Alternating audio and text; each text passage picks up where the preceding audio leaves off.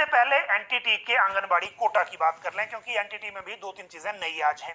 दरअसल कैबिनेट ने फैसला ले लिया था पिछले कल, और उसके बाद अब ये फाइल वापस आनी है। मुझे लगता है सोमवार तक ये फाइल वापस आएगी, सोमवार या मंगलवार को, और उसके बाद एलिमेंट्री एजुकेशन में जाएगी। फिर वो चिट्ठी जारी करेंगे, और जो चिट्ठी जारी होगी ये होगी इलेक्ट्रॉनिक्स डेवलपमेंट कॉरपोरेशन को, फिर वहां से भर्तियां शुरू होंगी। लेकिन भर्ती की प्रक्रिया आज हमने सेक्रेटरी एजुकेशन से भी बात की थी, और साथ में जो स्टेट इलेक्ट्रॉनिक्स डेवलपमेंट कॉरपोरेशन के मंत्री हैं डॉक्टर रामलाल मार्कंडे, उनसे भी बात की थी।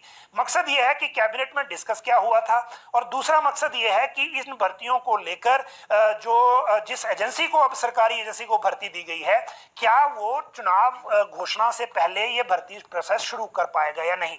तो सबसे पहले तो बात यह कि एनटीटी की भर्ती में अब आंगनबाड़ी का कोटा नहीं है, जैसा पहले ड्राफ्ट में बनाया गया था जब राजीव शर्मा सेक्रेटरी थे, और उनकी एक बैठक डब्ल्यूसीडी डिपार्टमेंट के साथ हो गई थी, जिसमें राखिल कालना उस वक्त डायरेक्टर थी महिला एवं बाल विकास विभाग में। और उसमें यह कहा गया था कि जो कोटा है 30% सीटें जो है वो आंगनबाड़ी वर्कर्स को दी जाएंगी सर्टन एलिजिबिलिटी के साथ, और बाकी जो है वो डायरेक्ट में जाएंगी, जिसमें एनटीटी, डीईसी और डीएलएड साथ में थे।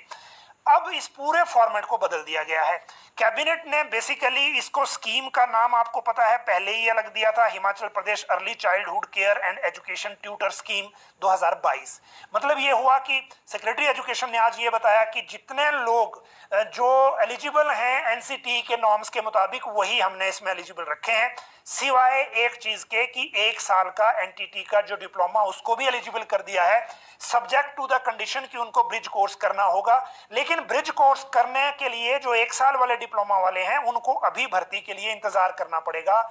वजह यह है कि ब्रिज कोर्स के लिए एनसीटी से छूट मांगने के लिए राज्य सरकार ने पत्र लिखा है दिल्ली को। उस पत्र का रिप्लाई आएगा, और उसके बाद 1 साल वाले डिप्लोमा वाले लोगों पर फिर अगली प्रोसेस शुरू होगा। तो ये तो हो गई 1 साल पे बात। ऐसा नहीं है कि इमीडिएट भर्ती शुरू हो जाएगी, 2 साल वालों की इमीडिएट शुरू हो जाएगी।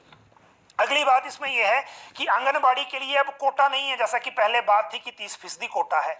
अब यह किया गया है इसमें कि जो आंगनबाड़ी हैं, जो अभी पोस्ट अप्रूव हुई हैं, जो रखी गई हैं इस जोन में, वो 4787 हैं, 4787 पोस्टें रखी गई हैं। इन पोस्टों को क्रिएट करने की अभी सैंक्शन अलग से आनी है फाइनेंस से, वो कैबिनेट ने बोला है डिपार्टमेंट को कि फाइनेंस से ले। लेकिन दूसरी चीज इसमें यह है कि जिनके पास अभी एलिजिबिलिटी 2 साल के हिसाब से होगी, उनकी पहले हो जाएगी, बाकी प्रोसेस आगे चलता रहेगा। लेकिन सभी 4787 पोस्ट जो हैं वो इसी सीधी भर्ती से आउटसोर्स के जरिए भरी जाएंगी।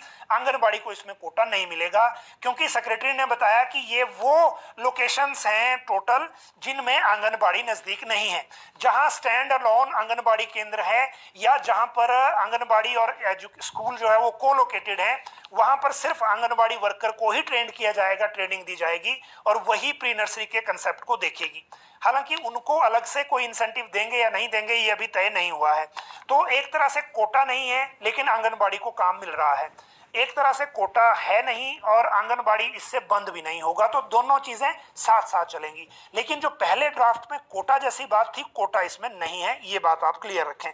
तो ये हो गई आंगनबाड़ी भर्ती की बात। जहां तक बात है भर्ती कब शुरू होगी, अब आज हमने जब इलेक्ट्रॉनिक्स डेवलपमेंट कॉर्पोरेशन के जो मंत्री हैं आईटी मिनिस्टर रामलाल मार्कंडे, उनसे पूछा, क्योंकि वो कैबिनेट में थे जिस दिन ये डिसीजन हुआ, तो उन्होंने कहा कि उन्होंने ये कहा है कि अगर उनको चिट्ठी आज मिल जाए तो वो हफ्ते भर में भी भर्ती कर देंगे, क्योंकि अभी 800 के आसपास जिनका 2 साल का डिप्लोमा है, और जिनके सिर्फ 3 इंस्टीट्यूशन जो उस वक्त एलिजिबल थे ये कोर्स करवाने के, जिनकी एफिलिएशन थी, उनके जो लोग हैं 800 के आसपास, वो अभी अवेलेबल हमारे पास लिस्ट है, और उनकी नियुक्तियां इमीडिएट 1 हफ्ते के अंदर भी हम कर सकते हैं, अगर राज्य सरकार जो डिपार्टमेंट है वहां से चिट्ठी आ जाए।